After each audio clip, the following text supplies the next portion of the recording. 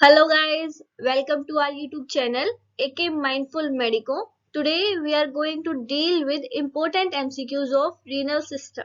So without wasting our time, let's start. The first question is the main function of kidney is kidney का main function क्या होता है? Oxygen को eliminate करना, metabolise करना vitamin को, एलिमिनेट करना CO2 को या रेगुलेट करना फ्लूइड का बैलेंस और रिमूव करना वेस्ट प्रोडक्ट को. तो मेन काम क्या होता है किडनी का? To regulate fluid balance and remove waste products. Next question is weight of kidney is kidney का जो नॉर्मल वेट होता है वो कितना होता है? 150 ग्राम, 100 ग्राम, 200 ग्राम और 80 ग्राम. तो right answer is 150 gram. Third question is excretory unit of kidney. Excretory unit मतलब कि जैसे हम बोलते हैं कि बॉडी की जो नॉर्मल स्ट्रक्चरल और फंक्शनल यूनिट होती है वो क्या होती है? सेल. तो ऐसे ही किडनी की जो मेन यूनिट है वो क्या है? Loop of Henle, glomerulus, Bowman capsule या फिर नेफ्रॉन. तो कौन है एक्सक्रीटरी यूनिट किडनी की? Nephron. Fourth question is all are organ of excretory system except. इनमें से कोई तीन क्या है हमारे एक्सक्रीटरी सिस्टम के ऑर्गन है सिर्फ किसको छोड़ के? लीवर, ब्लड वेसल, किडनी और स्किन. देखो लीवर तो क्या करता है हमारे सारे डिटॉक्सिफिकेशन में मतलब मोस्ट ऑफ हेल्प करता है. तो ये तो क्या है ऑर्गन ऑफ एक्सक्रीटरी सिस्टम. ऐसे ही किडनी भी एक्सक्रीट आउट करता है वेस्ट को बॉडी से. स्किन भी थोड़ी बहुत अमाउंट में करता है पर ब्लड वेसल्स क्या है? ये नहीं करती. तो राइट आंसर हमारा क्या है? Blood vessels. Fifth question is the interstitium of kidney tissue that has highest osmolarity. Highest osmolarity कौन से किडनी के टिश्यू की है? Outer cortex, inner cortex, outer medulla, inner medulla. तो राइट आंसर क्या है हमारा? Inner medulla. Sixth question is renal artery is dash to superior mesenteric artery. Renal artery और सुपीरियर मेसेंट्रिक आर्टरी किस पोजीशन में है एक दूसरे से? पोस्टीरियर और इंफीरियर, पोस्टीरियर और सुपीरियर, एंटीरियर और इंफीरियर या फिर एंटीरियर और सुपीरियर. तो इसका क्या राइट आंसर है? Posterior and inferior. मतलब कि सुपीरियर मेसेंट्रिक आर्टरी है उसके पीछे की तरफ और उससे थोड़ा नीचे की तरफ क्या सिचुएटेड है? Renal artery. सेवंथ क्वेश्चन हमारा counter current mechanism in kidney is responsible for. जो काउंटर करंट मैकेनिज्म होता है किडनी का वो किस चीज के लिए रिस्पॉन्सिबल होता है? Absorption of glucose, maintenance of blood flow, osmotic gradient in medulla, serum level of uric acid. तो हमारा राइट आंसर क्या है? Osmotic gradient in medulla. Eighth question is thirst is activated by. जो हमें प्यास लगती है वो क्यों लगती है? एंजियोटेंसिन 2 का लेवल ज्यादा हो जाता है बॉडी में, एक्स्ट्रा सेलुलर हाइपर ऑस्मोलैरिटी हो जाती है मतलब कि सेल के बाहर क्या है ऑस्मोटिक जो प्रेशर है वो क्या हो जाता है? इंक्रीज हो जाता है. इंक्रीज हो जाता है एएनपी का लेवल, इंक्रीज हो जाता है रेनिन का लेवल. तो राइट आंसर हमारा क्या है? Extra cellular hyper osmolarity increase हो जाती है. नाइन्थ क्वेश्चन है हमारा right kidney is lower than left because. जो राइट किडनी है ये लेफ्ट से क्या है? थोड़ी सी नीचे सिचुएटेड है. अब हमें बताना है कि क्यों सिचुएटेड है इससे नीचे. राइट किडनी थोड़ी बड़ी है साइज में या फिर लेफ्ट किडनी थोड़ी छोटी है साइज में. एक पुलिंग फोर्स एक्सर्ट होता है रीनल लिगामेंट पे ताकि वो फिर थोड़ी नीचे की तरफ हो जाए या फिर राइट साइड में लीवर जो है वो स्पेस को ऑक्यूपाई कर रहा है. तो राइट आंसर हमारा क्या है? राइट साइड में लीवर स्पेस को ऑक्यूपाई कर रहा है इसलिए क्या है? राइट किडनी जो वो थोड़ी सी नीचे है then left kidney. 10th question हमारा three regions of kidney are. Kidney के थ्री रीजन्स कौन कौन से हैं? Cortex medulla peritoneum, cortex medulla pelvis, cortex mediastinum pelvis, omentum medulla pelvis. Right answer हमारा क्या है? कोल्टेक्स मेडुला और पेल्विस. 11th क्वेश्चन हमारा ईच किडनी कंसिस्ट ऑफ. हर एक किडनी में कितने नेफ्रॉन होते हैं? ये तो हमने पढ़ लिया कि किडनी की मेन फंक्शनल यूनिट क्या होती है? नेफ्रॉन. अब एक किडनी में कितने जो है ये नेफ्रॉन होंगे? 10,000 nephron, 1 billion nephron, 1 million nephron या फिर 1000 नेफ्रॉन. तो राइट आंसर इसका क्या है? 1 मिलियन नेफ्रॉन। 12th क्वेश्चन है हमारा, structure involve in blood pH regulation. जो ब्लड की पीएच होती है, पीएच का क्या मतलब होता है, negative log of hydrogen ion. तो कौन सा जो स्ट्रक्चर है, या फिर हम बोल सकते हैं कौन सी जो ऑर्गन है या फिर फ्लूइड है, वो रिस्पॉन्सिबल होता है ब्लड की पीएच को रेगुलेट करने के लिए और मेंटेन करने के लिए। तो किडनी, हाँ किडनी भी ब्लड की पीएच को रेगुलेट करती है बाइकार्बोनेट आयन की हेल्प से। लंग्स, हाँ लंग्स भी करती है, PCO2 PA2 ये सारे लेवल्स। कितनी कार्बन डाइऑक्साइड एक्सेल होती है, कितनी ऑक्सीजन ज्यादा होती है कम होती है उस चीज में, और प्लाज्मा। तो तीनों चीजें क्या करती हैं, रेगुलेट करती हैं ब्लड की पीएच को। तो राइट आंसर क्या हमारा, all of these. 13th question है, hormone which regulate BP and primarily secreted by kidney. कौन सा हार्मोन जो है ये बीपी को रेगुलेट करने में हेल्प करता है और सिक्रीट होता है कहां से, किडनी से। तो कौन सा होता है, रेनिन, एंजियोटेंसिन, एरिथ्रोपोइटिन और एल्डोस्टेरोन। तो हमारा राइट आंसर क्या है, रेनिन। रास सिस्टम तो सभी ने पढ़ा होगा, उसमें क्या है, रेनिन क्या होता है, सिक्रीट होता है, फिर वो एंजियोटेंसिन 1 को 2 में कन्वर्ट करता है, फिर एल्डोस्टेरोन की सिक्रेशन होती है, फिर क्या है जो हमारा बीपी है ये मेंटेन हो जाता है। तो कौन सा हार्मोन सिक्रेट होता है जो रेगुलेट करता है बीपी को, रेनिन। 14th क्वेश्चन है हमारा, हाइड्रोनेफ्रोसिस मींस। हाइड्रोनेफ्रोसिस का क्या मतलब होता है, dilation of renal pelvis, constriction of renal pelvis, narrowing of renal pelvis, या फिर एट्रोफी ऑफ रीनल पेल्विस। तो इसका राइट आंसर क्या है, dilation of renal pelvis. Dilation हो जाएगी रीनल पेल्विस की, और जो भी हमारा वाटर है वो क्या हो जाएगा, एक्यूमुलेट हो जाएगा नेफ्रॉन्स में। ठीक है। 15th क्वेश्चन है हमारा, लेंथ ऑफ यूरेटर। यूरेटर की जो लेंथ है वो कितनी होती है, 8 to 12 centimetre, 25 to 30 centimetre, 10 to 20 centimetre, या फिर 40 to 50 सेंटीमीटर। तो हमारा राइट आंसर क्या है, 25 to 30 सेंटीमीटर। 16th क्वेश्चन हमारा, नॉर्मल जीएफआर क्या होता है। जीएफआर का क्या मतलब है, ग्लोमेरुलस फिल्ट्रेशन रेट। मतलब कि 1 मिनट में कितना ml ऑफ ब्लड जो है ये फिल्टर आउट हो रहा है, कहां से, किडनी से।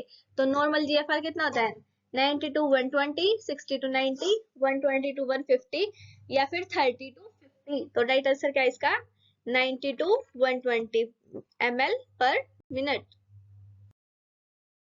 17th क्वेश्चन हमारा, ब्लड वेसल जो एंटर कर रही है ग्लोमेरुलस में, कौन सी ब्लड वेसल जो है ये एंटर करती है। देखो एक एंटर करती है और एग्जिट आउट करती है एक।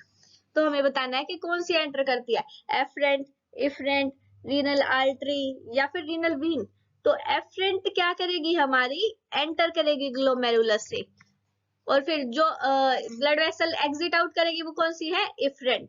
नेक्स्ट क्वेश्चन में यही है अब, ब्लड वेसल जो लीव करेगी ग्लोमेरुलस को, हमें ई से हम याद रख लेंगे, एग्जिट आउट कौन करेगा ग्लोमेरुलस से, efferent artery, efferent blood vessel sorry. तो हमारा क्या आ जाएगा इसका राइट आंसर, एफरेंट।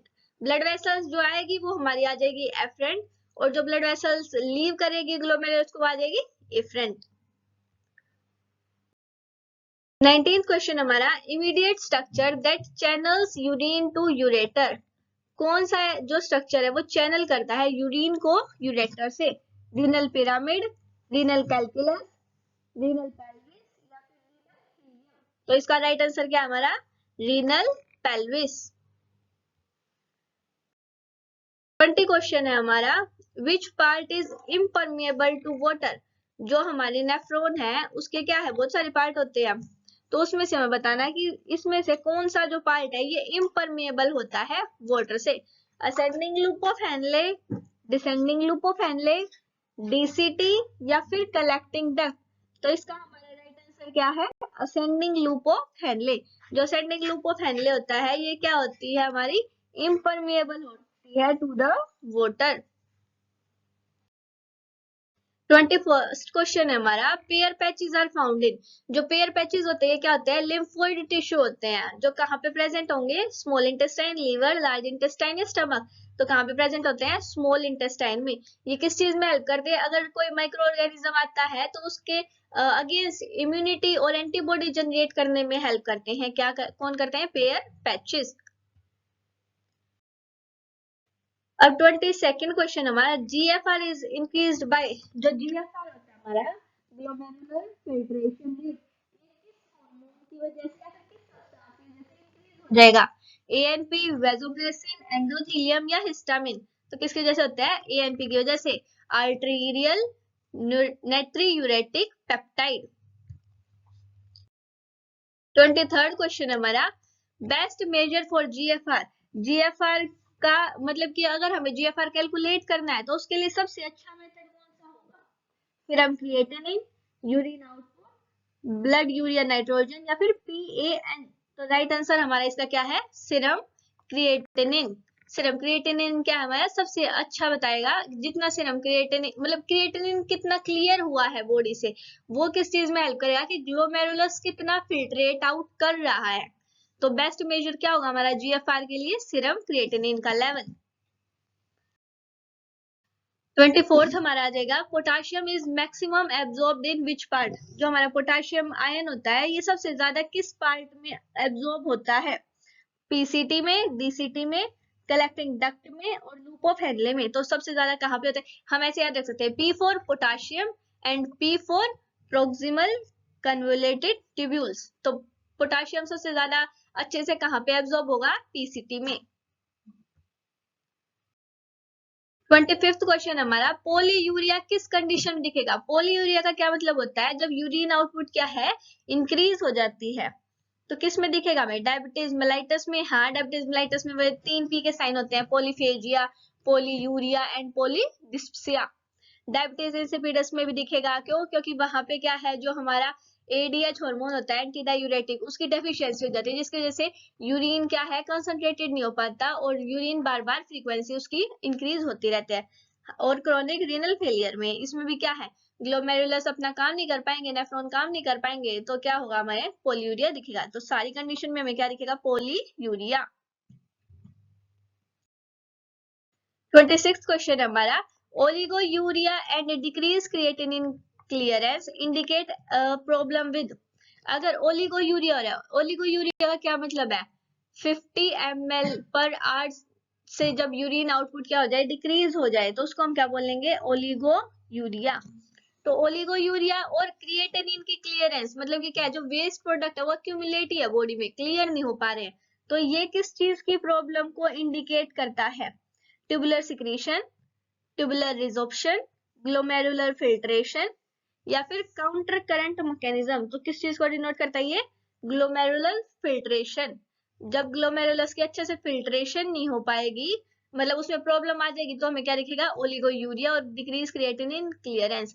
हमने ऊपर ही देखा था ना कि जीएफआर ग्लोमेरुलर फिल्ट्रेशन रेट का बेस्ट मेजरमेंट कौन बताता है, क्रिएटिनिन क्लियरेंस। तो अगर क्रिएटिनिन क्लियरेंस ही कम हो जाएगा तो हमें पता चलेगा ना कि ग्लोमेरुलर फिल्ट्रेशन में क्या कुछ इशू है। 27th क्वेश्चन हमारा, length of female urethra. Female के जो यूरिथ्रा है उसकी लेंथ कितनी होती है, 2 सेंटीमीटर, 3 सेंटीमीटर, 4 सेंटीमीटर या 6 सेंटीमीटर। तो राइट आंसर क्या है इसका, 4 सेंटीमीटर। हम वैसे 4 to 6 बोल सकते हैं। Internal urethral sphincter is made up of. जो यूरिथ्रा होता है उसका जो इंटरनल स्पिंक्टर होता है, ये किससे मिलके बना होता है, skeletal voluntary muscles, smooth involuntary muscles, smooth voluntary muscles या फिर स्केलेटल इनवोलेंट्री मसल्स। तो इसका राइट आंसर क्या है हमारा, skeletal voluntary muscles. Next question है हमारा, वोलेंट्री मिक्चुरेशन अकर व्हेन। जब मिक्चुरेशन का क्या मतलब होता है, जब जो यूरिन है ये पास आउट होता है हमारी बॉडी से।